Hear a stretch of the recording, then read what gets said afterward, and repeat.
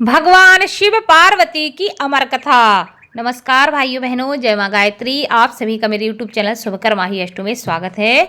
आज के इस वीडियो में नए वर्ष पर सुनते हैं भगवान शिव और पार्वती की अमर कथा। इसको सुनने मात्र से मनुष्य की सभी मनोकामनाएं पूरी होती हैं, जीवन के सभी समस्त प्रकार के कष्ट समाप्त होते हैं और जीवन में सुख समृद्धि का आशीर्वाद प्राप्त होता है।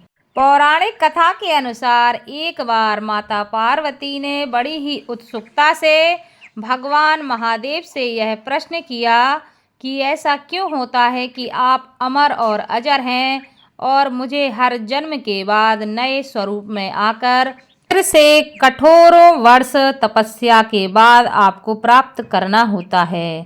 जब मुझे आपको ही प्राप्त करना है तो फिर मेरी यह तपस्या क्यों, मेरी इतनी कठोर परीक्षा क्यों, और आपके कंठ में पड़ी यह परमुंड माला तथा आपके अमर होने का कारण व रहस्य क्या है। महाकाल ने पहले तो माता को यह गूढ़ रहस्य बताना उचित नहीं समझा, परंतु स्त्री हट के आगे उनकी एक ना चली। भगवान शंकर ने माता पार्वती जी से एकांत व गुप्त स्थान पर अमर कथा सुनने को कहा, ताकि कोई इस कथा को ना सुन सके, क्योंकि जो भी इस कथा को सुन लेता है वह व्यक्ति अमर हो जाता है। इस कारण शिवजी माता पार्वती को लेकर किसी गुप्त स्थान की ओर चल पड़े। सबसे पहले भगवान भोले ने अपनी सवारी नंदी को पहलगाम पर छोड़ दिया, इसलिए बाबा अमरनाथ की यात्रा पहलगाम से प्रारंभ करने का बोध होता है। आगे चलने पर चंद्रमा को चंदनबाड़ी में अलग कर दिया और गंगा जी को पंचतरणी में, उसके बाद कंठाभूषण सर्पों को शेष नाग पर छोड़ दिया। इस प्रकार इस पड़ाव का नाम शेष नाग पड़ा। आगे की यात्रा में अगला पड़ाव गणेश टॉप पड़ता है। इस स्थान पर भगवान भोले शंकर ने अपने पुत्र गणेश को भी छोड़ दिया था, जिसको महागुड़ा का पर्वत भी कहा जाता है। पिस्सू घाटी में पिस्सू नामक कीड़े को भी त्याग दिया। इस प्रकार महादेव ने अपने पीछे जीवनदायिनी पांचों तत्वों को भी अपने से अलग कर दिया। इसके साथ माता पार्वती संग एक गुप्त गुफा में प्रवेश कर गए। कथा कोई ना सुने, इसलिए शिवजी ने चमत्कार से गुफा के चारों ओर आग को प्रज्वलित कर दिया।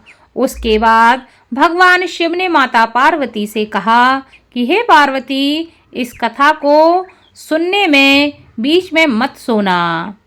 माता पार्वती कहती हैं कि ठीक है, मैं नहीं सोऊंगी।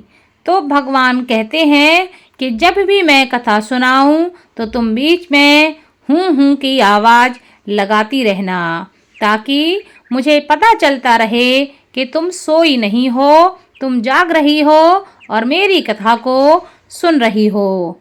फिर जैसे ही भगवान शिव ने कथा प्रारंभ की तो थोड़ी देर बाद माता पार्वती को नींद आ गई। वह सो गईं और भगवान शिव कथा को सुनाते रहे। उस समय दो सफेद कबूतर वहां बैठकर कथा सुन रहे थे और बीच बीच में हूँ की आवाज निकाल रहे थे। शिवजी को लग रहा था कि माता पार्वती कथा सुनकर हुंकार भर रही हैं। इस तरह दोनों कबूतरों ने अमर होने की पूरी कथा को सुन लिया।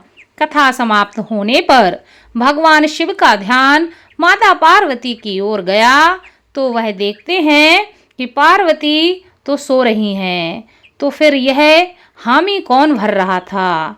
तब महादेव की दृष्टि कबूतरों पर पड़ी तो उन्हें बहुत क्रोध आ गया। भगवान शिव उन कबूतरों को मारने के लिए तत्पर हुए। इस पर कबूतरों ने भगवान शिव से कहा कि हे प्रभु, हमने आपसे अमर कथा सुन ली है, यदि आप हमें मार देंगे तो अमर होने की यह कथा झूठी हो जाएगी। इस पर भगवान शिव ने कबूतरों को जीवित छोड़ दिया और उन्हें आशीर्वाद दिया कि तुम सदैव इस स्थान पर शिव पार्वती के प्रतीक चिन्ह के रूप में निवास करोगे। अतः यह कबूतर का जोड़ा अजय और अमर हो गया। ऐसा माना जाता है कि आज भी इन कबूतरों का दर्शन भक्तों को प्राप्त होता है। इस तरह से यह गुफा अमर कथा की साक्षी हो गई व इसका नाम अमरनाथ गुफा पड़ा। यहाँ गुफा के अंदर भगवान शंकर बर्फ के निर्मित शिवलिंग के रूप में विराजमान रहते हैं। पवित्र गुफा में मां पार्वती के अलावा गणेश जी के सभी अलग से बर्फ से निर्मित प्रतिरूपों के भी दर्शन किए जाते हैं। पवित्र गुफा की खोज के बारे में पुराणों में एक और कथा प्रचलित है कि एक गडरिये को एक साधु मिला। उसने उस गडरिये को कोयले से भरी एक बोरी दे दी। गडरिया अपने कंधे पर लाद कर अपने घर चल दिया। घर आकर उसने बोरी खोली तो वह आश्चर्यचकित हुआ, क्योंकि कोयले की बोरी अब सोने के सिक्कों से भरी हुई थी। इसके बाद वह गडरिया साधु से मिलने वहां धन्यवाद देने के लिए उसी स्थान पर पहुंचा जहां पर साधु से वह मिला था, परंतु वहां उसे साधु नहीं मिला, बल्कि ठीक उसी जगह एक गुफा दिखाई दी। गडरिया जैसे ही उस गुफा के अंदर जाता है तो उसने वहां पर देखा कि भगवान भोले शंकर बर्फ के बने शिवलिंग के आकार में स्थापित थे। उसने वापस आकर सबको यह कहानी बताई और इस तरह भोले बाबा की पवित्र अमर गुफा की खोज हुई। धीरे धीरे दूर दूर से भी लोग इस पवित्र गुफा एवं बाबा के दर्शन के लिए वहां पहुंचने लगे। बाबा अमरनाथ दर्शन का महत्व पुराणों में भी मिलता है। इस कथा को सुनने तथा सुनाने मात्र से भगवान गौरी शंकर की विशेष कृपा मनुष्य को प्राप्त होती है और उसके जीवन में किसी भी प्रकार के कष्ट और समस्याएं नहीं रहती हैं। बोलो भगवान भोले शंकर की जय।